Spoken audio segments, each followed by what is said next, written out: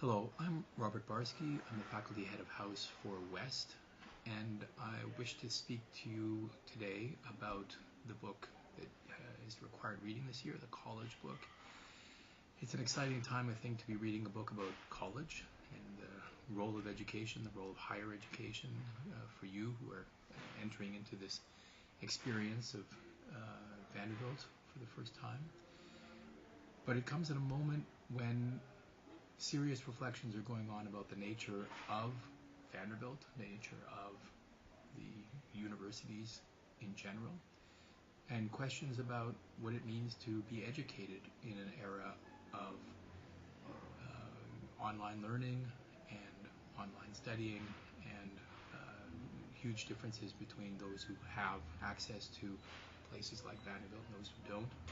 So I want to offer a few reflections today to share with you a few ideas about ways in which you might think about this experience in relationship to your college years, these 4 college years that are coming. I'd like to divide my comments into 3 different areas. The first one would be the question of what it is that we can offer you. What do professors offer? What does a classroom offer? What can an institution like Vanderbilt teach you, in fact? The second would be, what is it that you can offer to Vanderbilt?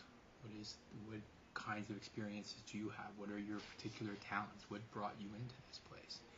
And how can you find ways of making manifest those unique abilities and ideas and notions that you have to offer and that have brought you to apply and be accepted into this place? And the third area, perhaps the most interesting, is what is it that is still to be discovered? There are lots of things about education today that we don't know. And there are a lot of things about your own education, about what it is that you will be learning, that will be unexpected. And a lot of the insights that you will end up developing may be insights that fall outside of the normal purview of what it is we think is university education. The book College is useful for the first area, the question of what the college can offer to you, and it's useful in a number of ways. One of them is that it offers a very fascinating history of colleges. This is an area that you should be concerned about, that I'm concerned about, that anybody in the educational world should know about, which is, where do universities come from? Why do they take the forms that they do? Why is there a division between teaching and research and administration? How does that balance work out? What's the relationship between an adjunct and a full professor and a lecturer and a graduate student? To have a sense of how the system works, the system of which you are now going to be part, not only in terms of Vanderbilt, but in terms of its 1,000+ year history. And here, as you saw from reading College, there's a whole lot of interesting history there about the evolution of the research university, the role that particular institutions like Oxford or Cambridge, Free University of Berlin, or Harvard have played in developing the model that we now follow.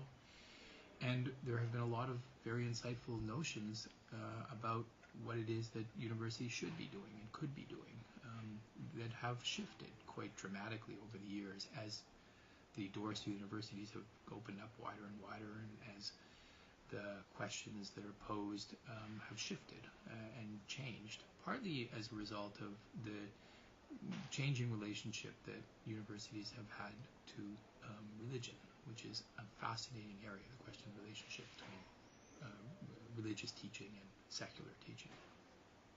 So as you work through this book, I hope that you find that there are people who speak to you in interesting ways, whether they be Humboldt or Jefferson, whether they be contemporary or historical figures who have thought about universities.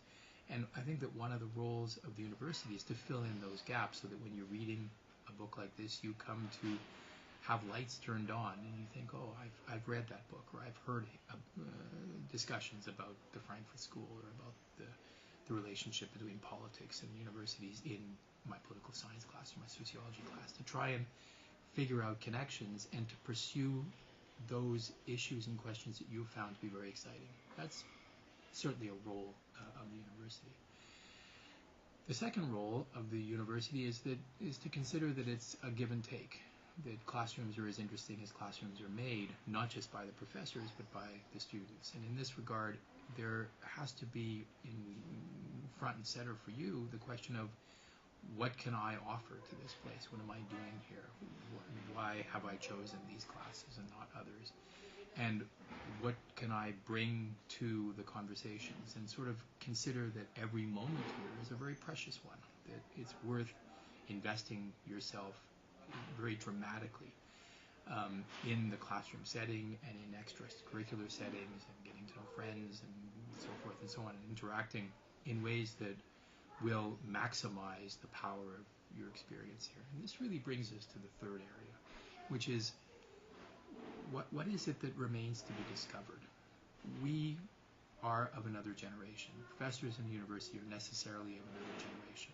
I'm sitting here in front of a pile of papers that are the subject of perhaps my next book, certainly the subject of my last book, which is hand-typed documents that were put together by a group of brilliant scholars in the 1940s, 50s, 60s, and 70s who were trying to understand the frame through which people understand the world.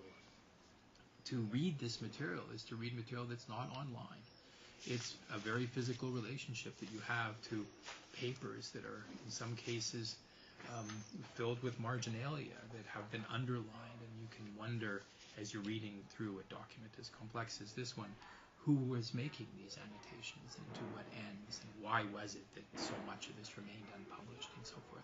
This is, if you wish, a kind of traditional and apparently outmoded, increasingly outmoded way of working. But the fact is, when it comes to learning, there are still manuscripts, there are documents, there are texts, but also artifacts. There are stones, or there are tools, or there are maps, or there's a very material area, and that's something that we can hold on to, and it makes in some ways the work that I do similar to work from the past. And if you come to be engaged in this type of work, you will feel as though you're working in a different intellectual era.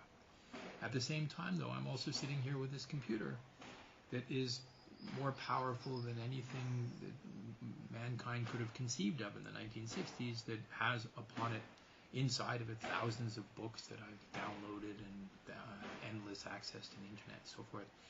And we, in a sense, our generation has been saddled with this material in the same way that you have. And I say saddled in almost a comical way. We've been given this thing, and we're now trying to figure out what in the world to do with it. As you know, the adage goes that you're much better at these things than we are, and it's undoubtedly the case that for us it's a tool that we use in ways that are somewhat similar to the ways that we use these tools. We're just accustomed to working in particular ways. But one of the things that you can bring to the table is to use these tools differently. This is hardware, after all. We're filled with software that can be rewritten. So as we consider at this moment in time, what does it mean to do online learning? What does it mean to have computers like this? What does it mean to shift from this type of material to others? As the college book does, we in many ways need to defer to you, and we have many expectations that we can place upon you. So it so happens that to me this is very exciting. Not only have you read the college book, but the American Academy of Arts and Sciences has also produced a report just last week that you might also wish to read, that was presented to Congress, called The Heart of the Matter, that makes recommendations about the future of education in the face of the kinds of questions that are posed in the college book, and in the face of the kinds of both possibilities and obstacles that the new technologies pose. And there are a series of recommendations that are made to try to improve access, to try to make our students more aware that to be international, which means to learn other languages, is clearly crucial. To learn valuable skills that will help you get jobs in the future is undoubtedly useful. But to be innovative, to be original, to be unique, to be creative, that's also, in fact, perhaps the most important of the recommendations in this report. What does it take to do that? Yes, I would conclude by saying it takes working in ways that may be unexpected. It takes developing notions and ideas that are to you powerful, important, and following them as far as you can go. And avoiding the temptation of turning education into a marketplace. It's not about how many majors you have, or how many minors you can accumulate, or how many extracurricular activities you can do. It's about finding really fascinating and important questions and delving down deep, deep, deep into them. And maybe those questions are surprising. Maybe those questions lead you down surprising paths. But they are worth pursuing. Good luck.